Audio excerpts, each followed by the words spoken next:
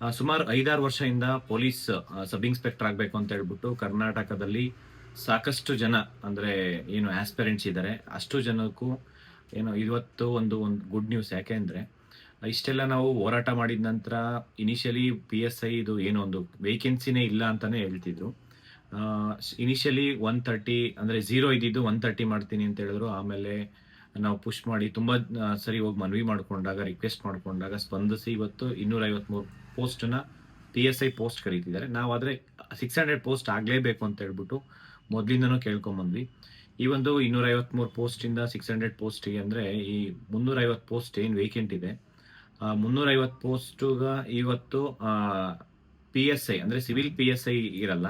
ಆದ್ರೆ KSISF ಮತ್ತೆ KSRP PSI, RSI PSI ಈ ತರ ಯಾವುದೆಲ್ಲ ವೇಕೆನ್ಸಿ 350 ಪೋಸ್ಟ್ ಇದೆ ಅಷ್ಟನ್ನು ಈ ಈ ಒಂದು ರೆಕ್ರೂಟ್ಮೆಂಟ್ ಅಲ್ಲಿ ಇನ್ನು ಎಕ್ಸ್ಟ್ರಾ 350 ಪೋಸ್ಟ್ ಡಿವೈಡ್ ಮಾಡಿ ಈಗ 253 ಪೋಸ್ಟ್ PSI ಸಿವಿಲ್ PSI ಇರುತ್ತೆ. 350 ಪೋಸ್ಟ್ KSISF, KSRP ಮತ್ತೆ RSI PSI ಇವೆಲ್ಲ ಪೋಸ್ಟಿಗೆ 350 ಪೋಸ್ಟ್ ನೋಟಿಫಿಕೇಶನ್ಸ್ ಆಗುತ್ತೆ. ಇವತ್ತು ನಾನು DGIGP ಸಲೀಂ ಸರ್ ಹತ್ರ ಮಾತಾಡಿದ್ವಿ, ಮತ್ತೆ ಪ್ರಿಯಾಂಕ್ ಖರ್ಗೆ ಸರ್ ಹತ್ರನೂ ತುಂಬಾ ಸರಿ ನಾವು ಮನವಿ ಮಾಡ್ಕೊಂಡಿದ್ವಿ. ಈ ಒಂದು ಪೋಸ್ಟ್ ಸುಮಾರು 2-3 ವರ್ಷ ಮುಂಚೆನೆ ಅಪ್ರೂವಲ್ ಆಗಿದೆ ಅಂತೇಳಿ. ಇದಕ್ಕೆಲ್ಲ ಸ್ಪಂದಿಸಿದಂತಹ ಹೋಮ್ ಮಿನಿಸ್ಟರ್ ಏನು ಗೃಹ ಸಚಿವರಿದ್ದಾರೆ ಪ್ರಿಯಾಂಕ್ ಖರ್ಗೆ ಸರ್, ಅವರಿಗೆಲ್ಲ ಸ್ಟೂಡೆಂಟ್ಸ್ ಪರವಾಗಿ ಧನ್ಯವಾದ ತಿಳಿಸ್ತೀವಿ. ಯಾಕೆಂತಂದ್ರೆ ನಾವು ಪೊಲೀಸ್ ನೋಟಿಫಿಕೇಶನ್ಸ್ ಇರ್ಬೋದು, ಪ್ರತಿಯೊಂದಕ್ಕೂ ನಾವು ಹೋಗಿ ಅವ್ರು ಕೇಳಿದ್ದಾಗ ಈ ಒಂದು ಸ್ಪಂದಿಸಿ ಈ ಒಂದು ನಂಬರ್ ಆಫ್ ವೇಕೆನ್ಸಿ ಇರ್ಬೋದು ನೋಟಿಫಿಕೇಶನ್ಸ್ ಮಾಡೋದ್ರಲ್ಲಿ ಸ್ಟೂಡೆಂಟ್ಸ್ ಪರವಾಗಿ ನಿಂತ್ಕೊಂಡಿರೋದಕ್ಕೆ ಎಲ್ಲ ಸ್ಟೂಡೆಂಟ್ಸ್ ಪರವಾಗಿ ಧನ್ಯವಾದ ತಿಳಿಸ್ತೀವಿ.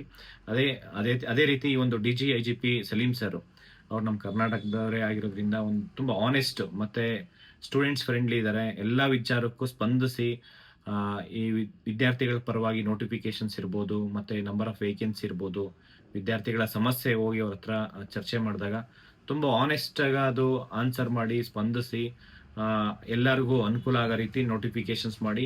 ಈ ಒಂದು ನೋಟಿಫಿಕೇಶನ್ ತುಂಬಾ ಜನ ಸ್ಟೂಡೆಂಟ್ಸ್ ಮೊದಲು ಎಕ್ಸಾಮ್ಸ್ ಆಗುತ್ತೆ, ಆಮೇಲೆ ಫಿಸಿಕಲ್ ಆಗುತ್ತೆ ಅಂತಾನೆ ಹೇಳ್ತಿದ್ರಿ. ಇದು ಫಸ್ಟ್ ನಾವೇ ರಿಕ್ವೆಸ್ಟ್ ಮಾಡ್ಕೊಂತೀವಿ, ಫಸ್ಟ್ ಎಕ್ಸಾಮ್ ಆಗಬೇಕು. ಫಸ್ಟ್ ಫಿಸಿಕಲ್ ಆಗಿ ಆಮೇಲೆ ಎಕ್ಸಾಮ್ ಆಗಬೇಕು. ಫಿಸಿಕಲ್ ಆಗಿ ಎಕ್ಸಾಮ್ಸ್ ಆದ್ರೆ ಈ ಒಂದು ಏನು ಈ ಎಕ್ಸಾಮ್ಸ್ ಕರಪ್ಷನ್ ಮತ್ತೆ ಈ ಎಕ್ಸಾಮ್ಸ್ ಏನಾದ್ರು ಫಸ್ಟ್ ಎಕ್ಸಾಮ್ ಆದ್ರೆ ಫಿಸಿಕಲ್ ಅಲ್ಲಿ ತುಂಬಾ ಕರಪ್ಷನ್ ಆಗುತ್ತೆ. 1:5 ಏನಾದ್ರು ತಗೊಂಡ್ರೆ ಅದರಲ್ಲಿ ಫ್ರಾಡ್ ಮಾಡೋ ತರ ಇದ್ ಮಾಡ್ತಾರೆ. ಎಷ್ಟೋ ಜನ ಫಿಸಿಕಲ್ ಅಲ್ಲಿ ಸ್ಕ್ಯಾಮ್ ಮಾಡೋಂಥದ್ದು ಈ ಒಂಥರ ಟೈಮ್ ಕೊಟ್ಟಂಗೆ ಆಗುತ್ತೆ. ಈ ಒಂದು ಎಕ್ಸಾಮ್ಸ್ ಅಲ್ಲಿ ಫಸ್ಟ್ ಫಿಸಿಕಲ್ ಆಗಿ ಆಮೇಲೆ ಎಕ್ಸಾಮ್ಸ್ ಆದ್ರೆ ನಂಬರ್ ಆಫ್ ಕ್ಯಾಂಡಿಡೇಟ್ಸ್ ತುಂಬಾ ಕಡಿಮೆ ಇರ್ತಾರೆ ಎಕ್ಸಾಮ್ ಸೆಂಟರ್ ಎಕ್ಸಾಮ್ ಬರೆಯೋರು.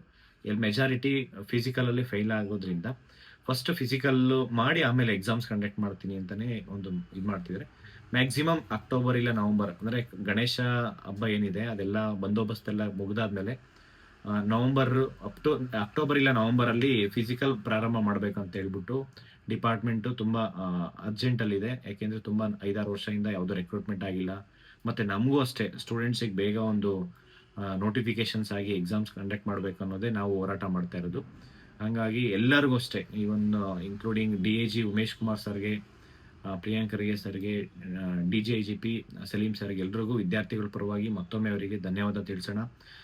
ಈ ಒಂದು ವಿಚಾರವಾಗಿ ಸ್ಟೂಡೆಂಟ್ಸ್ ತುಂಬಾ ಗೊಂದಲ ಇದ್ರು, ಮತ್ತೆ ನಂಬರ್ ಆಫ್ ಪೋಸ್ಟ್ ಕೂಡ ತುಂಬಾ ಕಡಿಮೆ ಅಂತ ಹೇಳಿದಾಗ ಈವನ್ 600 PSI ಅಂದ್ರೆ ಯಾವ್ದಾದ್ರು ಈಗ ಸಿವಿಲ್ PSI ಆಗಿರ್ಬೋದು, ರಿಸರ್ವ್ ಇರ್ಬೋದು, ಒಟ್ಟು PSI 600 ಪೋಸ್ಟ್ ಮಾಡ್ಲೇಬೇಕು ಅಂತ ಹೇಳ್ಬಿಟ್ಟು ತುಂಬಾ ಪ್ರಯತ್ನ ಪಟ್ಟು ಎಲ್ಲಾ ಕಡೆನೂ ಮನವಿ ಮಾಡಿಕೊಂಡು ತುಂಬಾ ಹೋರಾಟನೂ ಮಾಡಿದೀವಿ. ಹಂಗಾಗಿ ಇವತ್ತು 600 PSI ಅಂದ್ರೆ ಓವರ್ ಆಲ್ PSI 600 ಪೋಸ್ಟ್ ಬರುತ್ತೆ. ತುಂಬಾ ಜನಕ್ಕೆ ಆಪರ್ಚುನಿಟೀಸ್ ಇದ್ರಲ್ಲಿ ಆಗ್ಲಿಲ್ಲ ಅಂತಂದ್ರೆ ಮತ್ತೆ ಇನ್ನೊಂದ್ರಲ್ಲಿ ಆಗುತ್ತೆ. ಹಂಗಾಗಿ ತುಂಬಾ ಚೆನ್ನಾಗಿ ಓದ್ಕೊಳ್ಳಿ.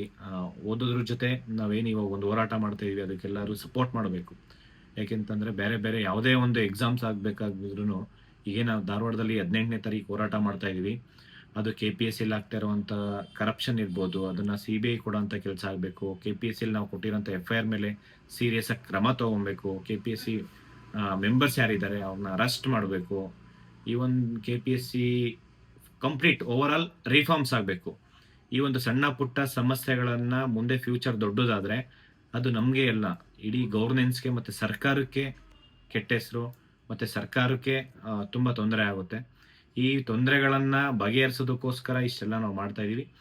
ಯಾರೆಲ್ಲ ಇದಕ್ಕೆ ಸಪೋರ್ಟ್ ಮಾಡಿದ್ರೆ ಎಲ್ರಿಗೂ ಧನ್ಯವಾದ ತಿಳಿಸ್ತಾ ಎಲ್ರು ಒಳ್ಳೇದಾಗ್ಲಿ. Thank you so much. ನಮಸ್ಕಾರ.